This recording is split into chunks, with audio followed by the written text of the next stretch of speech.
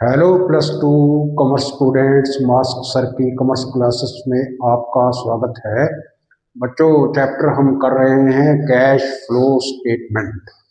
इससे पहले वाली वीडियो में बच्चों आपको सारे बेसिक्स इसके संबंध में यानी कैश फ्लो स्टेटमेंट के रिलेशन में जितने भी बेसिक्स थे आपको क्लियर करा दिए गए हैं। तीनों एक्टिविटीज यानी operating activity, investing activity and financing activity के बारे में आपको डिटेल में समझाया जा चुका है। बच्चों, अब हम बढ़ते हैं आगे। आज हम करने जा रहे हैं कैश फ्लो स्टेटमेंट का फॉर्मेट और बहुत सारी चीज़ें, लेकिन उससे पहले कुछ ट्रांजैक्शंस हैं बच्चों, जिसमें से आपको आइडेंटिफाई करना है कि कौन सी ऑपरेटिंग एक्टिविटी है, कौन सी फाइनेंसिंग एक्टिविटी है, कौन सी इन्वेस्टिंग एक्टिविटी है और कौन सी कैश और कैश इक्विवेलेंट हैं। तो बच्चों ये रही कुछ ट्रांजैक्शंस जिसमें से आपको आइडेंटिफाई करना है बच्चों कि कौन सी ऑपरेटिंग एक्टिविटी है, कौन सी फाइनेंसिंग एक्टिविटी के अंडर आएगा, कौन सा इन्वेस्टिंग एक्टिविटी के अंडर आएगा और कौन सा कैश एंड कैश इक्विवेलेंट है। तो सबसे पहले है बच्चों पेमेंट ऑफ रेंट। तो आप बच्चों सोचिए कि पेमेंट ऑफ रेंट कौन सी एक्टिविटी के अंडर आएगा। ये आपको सारा कुछ समझाया जा चुका है। तो आपको मालूम होना चाहिए बच्चों, पेमेंट ऑफ जो रेंट है ये ऑपरेटिंग एक्टिविटी है, क्योंकि एक बिजनेसमैन का जब पैसा जाता है अपने बिजनेस को चलाने के लिए, अपने बिजनेस को चलाने के लिए जो मान लो उसने एक बिल्डिंग किराए पर ले रखी है तो उसका किराया उसको देना पड़ेगा। तो ये कैश का आउटफ्लो है, तो ये ऑपरेटिंग एक्टिविटी के अंडर आएगा। बच्चों, payment of rent operating activity के अंडर आएगा। आगे है बच्चों cash proceeds from public deposits, यानी पब्लिक का कुछ पैसा जमा है बिजनेसमैन के पास, यानी कैश डिपॉजिट्स हैं। तो ये बच्चों आपको सोच करके बताना है कि कौन सी एक्टिविटी है, इन्वेस्टिंग एक्टिविटी है कि फाइनेंसिंग एक्टिविटी है कि ऑपरेटिंग एक्टिविटी है। तो बच्चों अगर पब्लिक से कोई कैश डिपॉजिट्स बिजनेस के पास आता है तो ये बच्चों उसकी फाइनेंसिंग एक्टिविटी के अंडर आना चाहिए। आगे है बच्चों परचेज ऑफ इन्वेस्टमेंट। तो ये आपको नाम से ही पता चल रहा है, परचेज ऑफ इन्वेस्टमेंट हो, परचेज ऑफ बिल्डिंग हो, परचेज ऑफ मशीनरी हो, ये सारी इन्वेस्टिंग एक्टिविटी के अंडर आती हैं। तो परचेज ऑफ इन्वेस्टमेंट बच्चों इन्वेस्टिंग एक्टिविटी के अंडर आने वाला है। इंटरेस्ट पेड ऑन डिवेंचर्स, जब बच्चों वो इंटरेस्ट बिजनेसमैन इंटरेस्ट या डिविडेंड रिसीव करता है तो वो इन्वेस्टिंग एक्टिविटी के अंडर आता है। लेकिन जब वो इन्हीं चीज़ों को पे करता है यानी डिविडेंड पे करता है या इंटरेस्ट पे करता है तो वो फाइनेंसिंग एक्टिविटी के अंडर आता है। तो यहाँ पर जो इंटरेस्ट पेड ऑन डिवेंचर्स है बच्चों ये फाइनेंसिंग एक्टिविटी के अंडर आने वाला है। उसके बाद है बच्चों repayment of long term loan.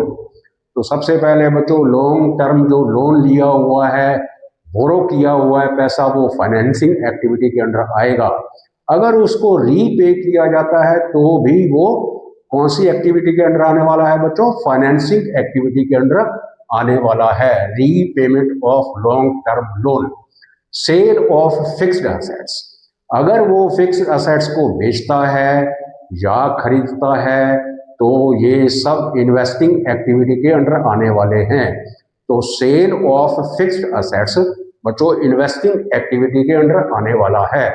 Bank balance, bank balance हो, पॉकेट में कैश हो, शॉर्ट टर्म बैंक के अंदर डिपॉजिट्स हों, ट्रेजरी बिल हो, कमर्शियल बिल हो, ये सारे कैश एंड कैश इक्विवेलेंट के अंडर आते हैं बच्चों।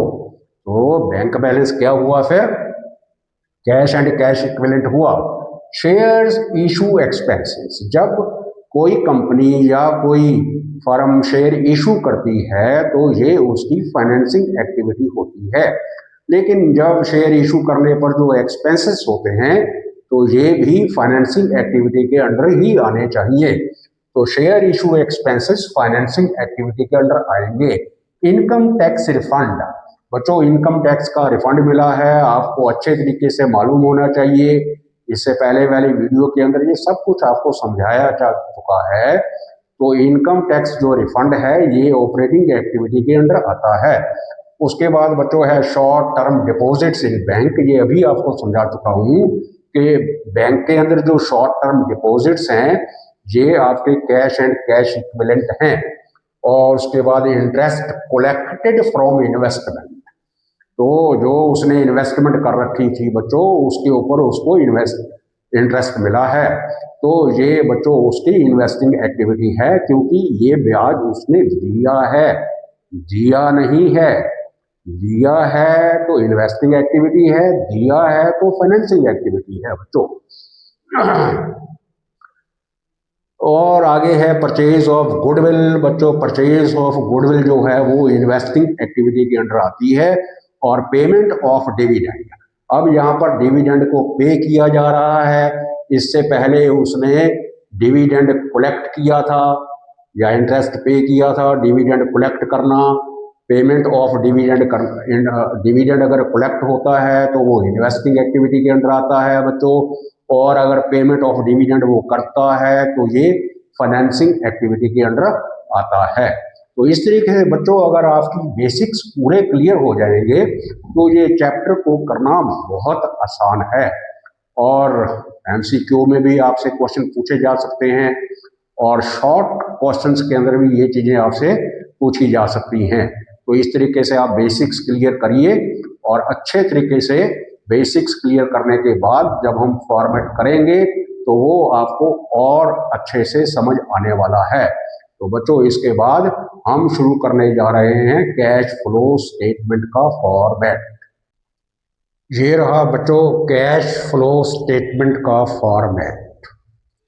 इससे पहले बच्चों मैंने सभी एक्टिविटीज़ आपको अलग अलग से समझाई हैं, जैसे cash flow from operating activities, cash flow from investing activities and cash flow from financing activities. वो इसीलिए आपको करवाई थी ताकि आपको फॉर्मेट बहुत जल्दी समझ आ सके। और उसमें मैंने सभी आपको समझाया है कि किस किस चीज़ को आपने प्लस करना है और कौन कौन सी ट्रांजैक्शन को आपने माइनस करना है। ऑपरेटिंग एक्टिविटीज़ में अलग से समझाया गया है, फाइनेंसिंग एक्टिविटी में अलग से और इन्वेस्टिंग एक्टिविटी में अलग से समझाया गया है आपको कि कौन कौन सी ट्रांजैक्शन को प्लस करना है और कौन कौन सी ट्रांजैक्शन को माइनस करना है। अगर वो तीनों एक्टिविटीज़ आप अच्छे तरीके से कर लेते हो तो फिर फॉर्मेट बहुत आसान हो जाएगा। और देखने में आपको ये फॉर्मेट बहुत छोटा सा लग रहा है क्योंकि ये एक्टिविटीज़ आपको पहले ही समझाई जा चुकी हैं और उम्मीद है वो आपने अच्छे तरीके से कर ली होंगी बच्चों।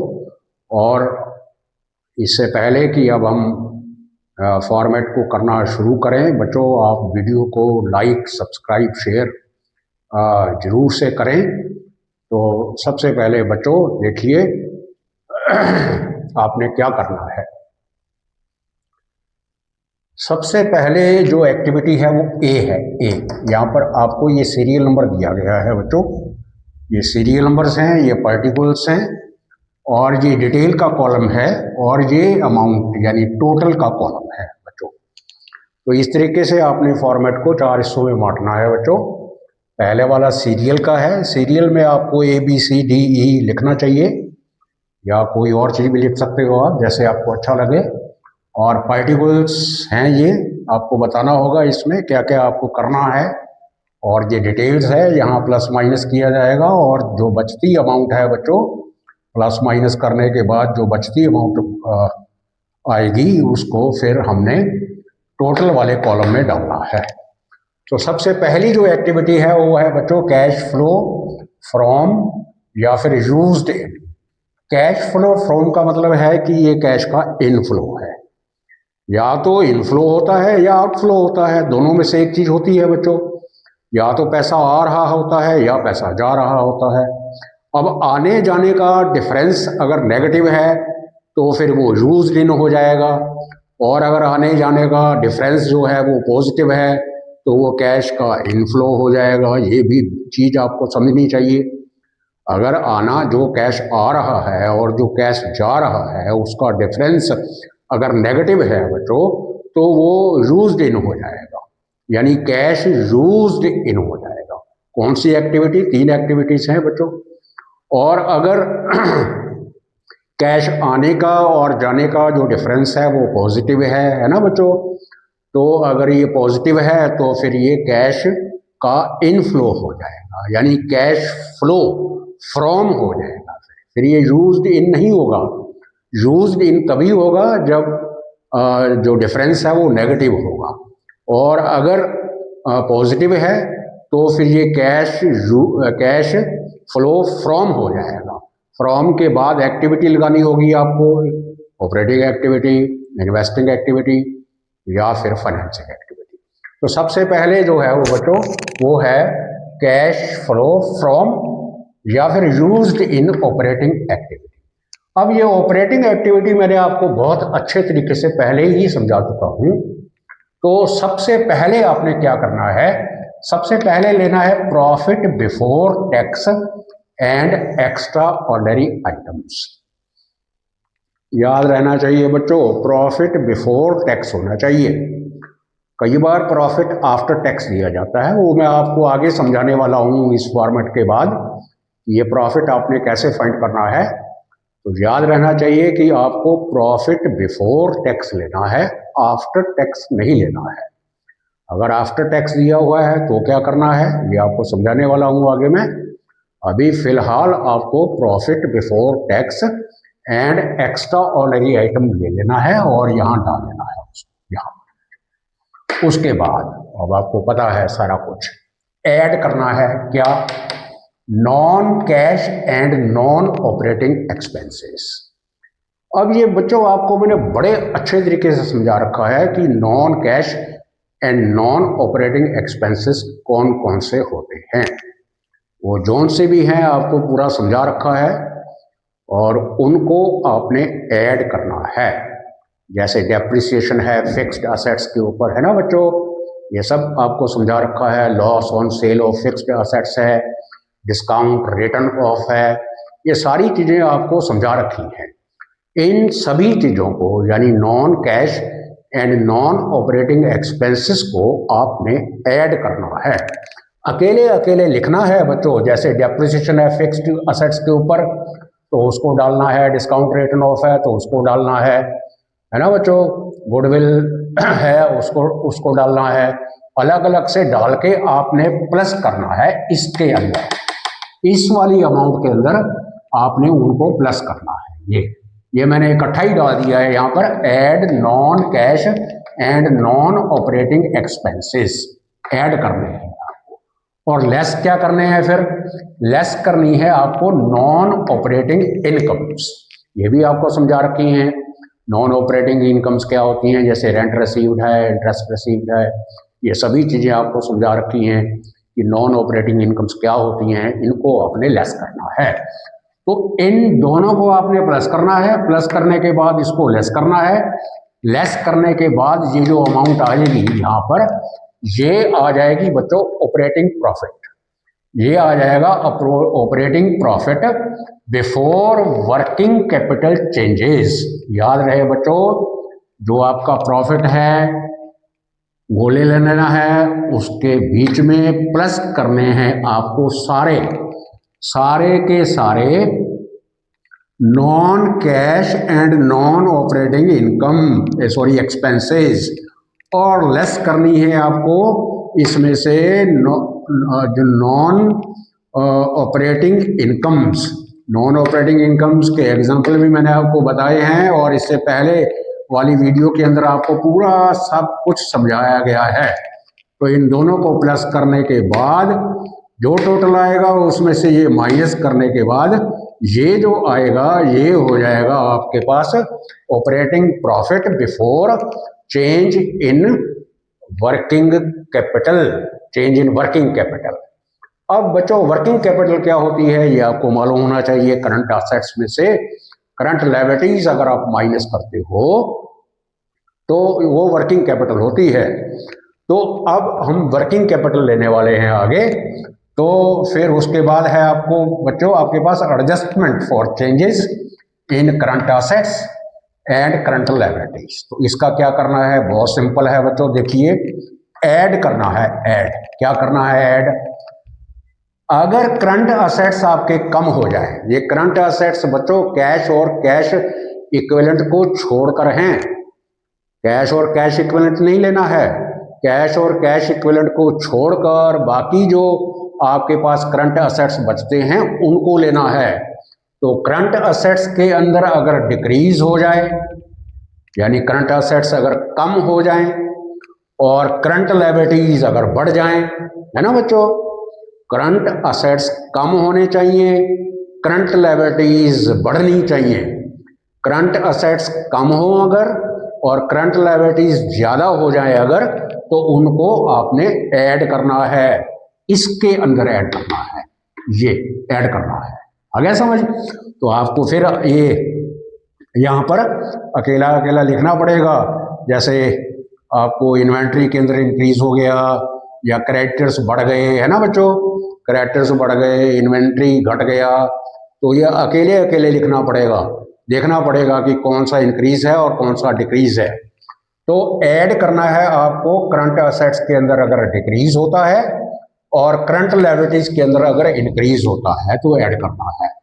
और लेस क्या करना है फिर, इसका रिवर्स बिल्कुल। करंट असेट्स अगर बढ़ जाएं और करंट लायबिलिटीज अगर कम हो जाएं तो आपको बच्चों इनको लेस करना है।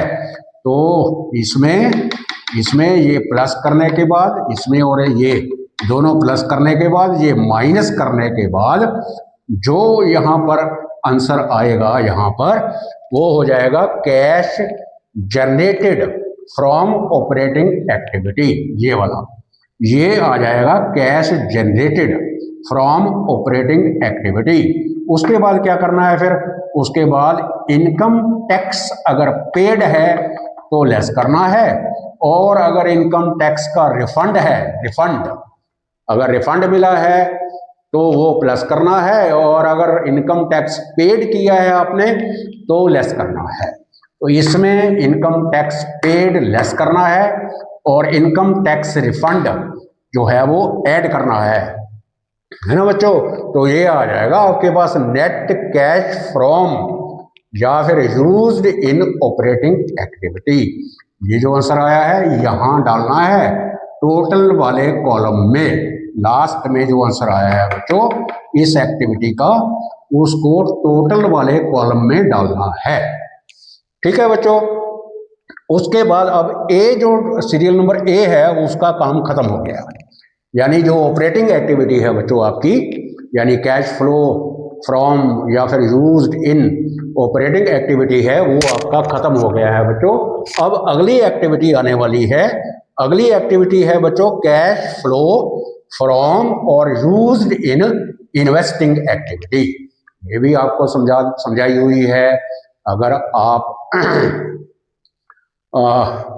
फिक्स्ड असेट्स चाहे वो टेंजिबल हो चाहे इंटेंजिबल हो उनको सेल करते हो अगर, तो वो proceeds from sale of fixed assets, tangible intangible, है ना बच्चों।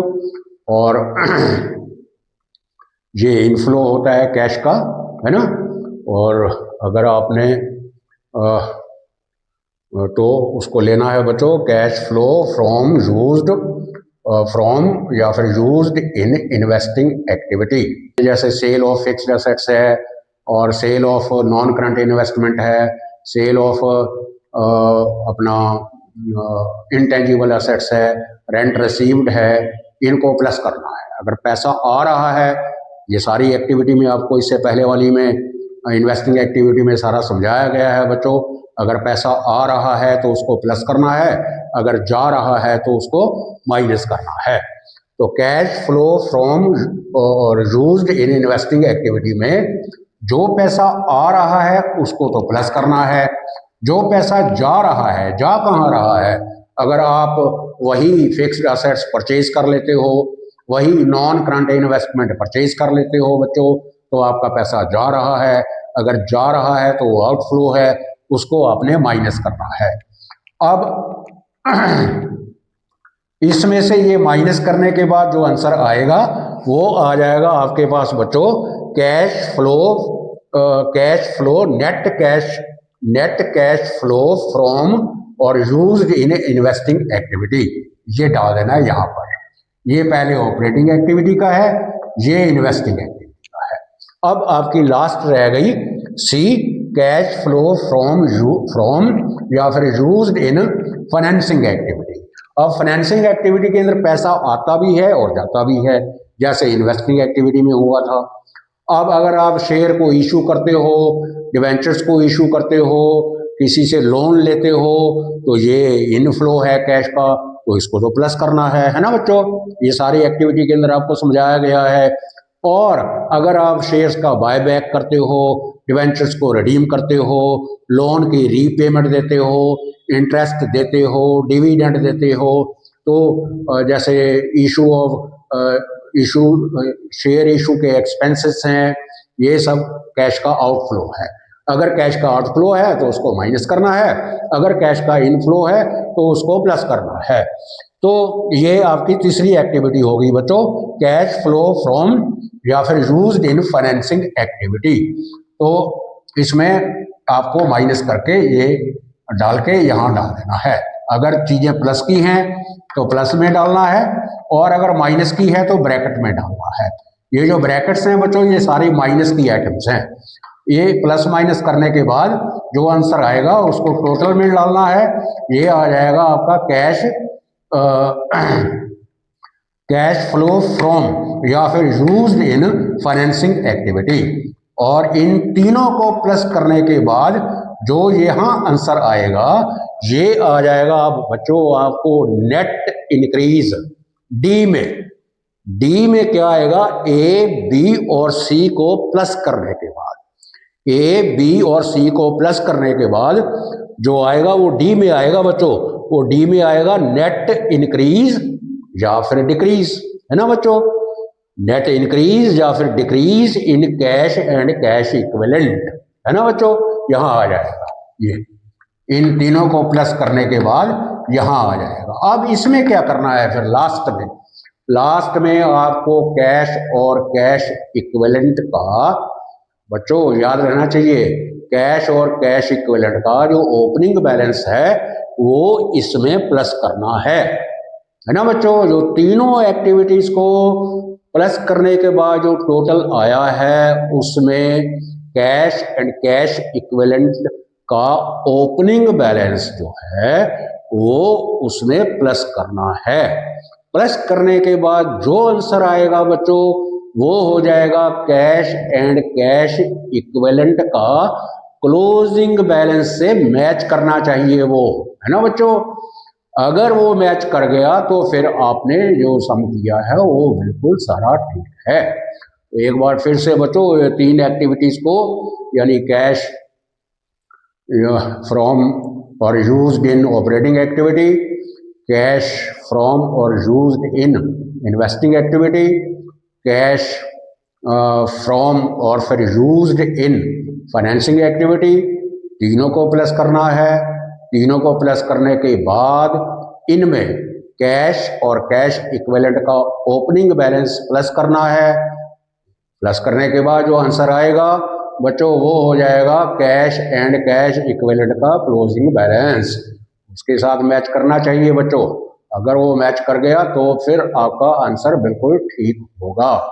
अब हम इसके बाद करने जा रहे हैं बच्चों कि ये जो प्रॉफिट बिफोर टैक्स है, अगर ये आफ्टर टैक्स दिया जाएगा तो फिर आपने उसको कैसे फाइंड करना है, यानी प्रॉफिट आपने कैसे फाइंड करना है। बच्चों बढ़ते हैं आगे।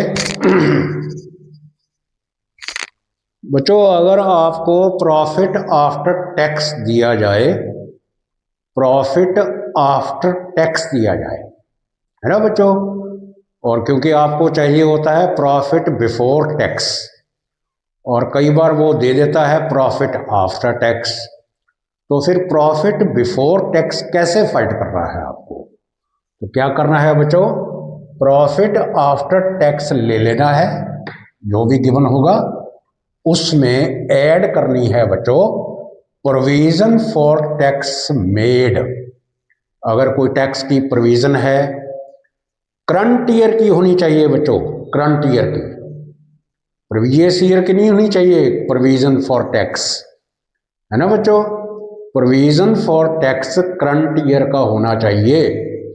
तो प्रोविजन फॉर टैक्स मेड और provided during the current year, उसको प्लस करना है।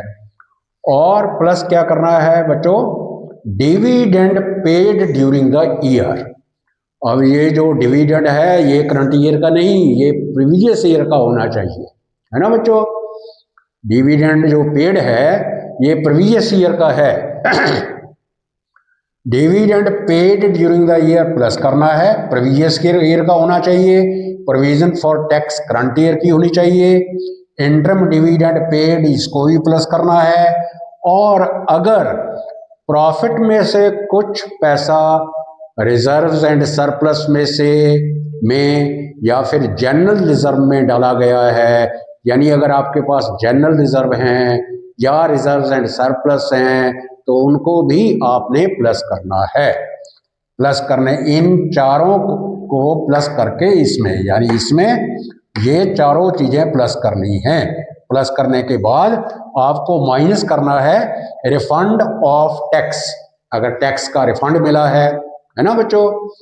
जो टैक्स पेड किया है या प्रोविजन फॉर टैक्स है या प्रोवाइडेड है वो तो आपने प्लस कर लिया, और डिविडेंड पेड है वो भी आपने प्लस कर लिया।